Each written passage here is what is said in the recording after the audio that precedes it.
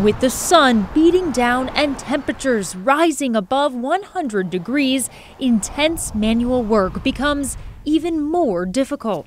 That's especially true for farm workers. Here's Ira Coyo Martinez, Policy and Advocacy Director for PCUN, Oregon's farm worker union. You're constantly moving, doing repetitive motions, having to bend down, and there aren't many shaded structures when it comes to the fields. Just last year, Sebastian Francisco Perez, a migrant farm worker providing for his family back in Guatemala, died while installing irrigation pipes during the heat wave. Sebastian was working by himself during this heat wave and wasn't found until late after the fact that he was missing and not showing up. That's very concerning that anyone would work outside in excessive heat in 90 plus degrees, 100 plus degree weather.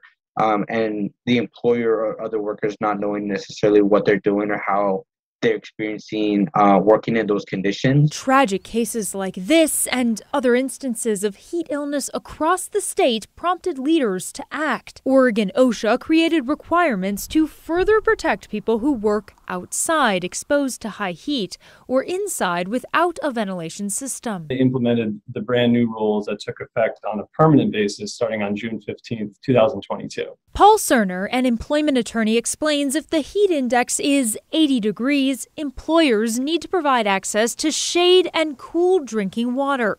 When it hits 90 and above, additional requirements kick in. Those include more breaks, more frequent communication, and monitoring everyone more closely for heat exhaustion and heat stroke. That might be a buddy system for employers where they only have maybe teams working together on a site where it's really remote, or where the supervisor's going around doing round checking in on the employees. One of the biggest areas of concern and that this rule actually addresses is working by yourself in those conditions, because then no one can see if someone passes out or they are just excessively sweating and not necessarily taking the breaks that they should be. OSHA inspectors will be checking on employers all summer to see their plans for protecting workers. Employees who feel rules aren't being followed can also submit complaints directly to the state without fear of retaliation.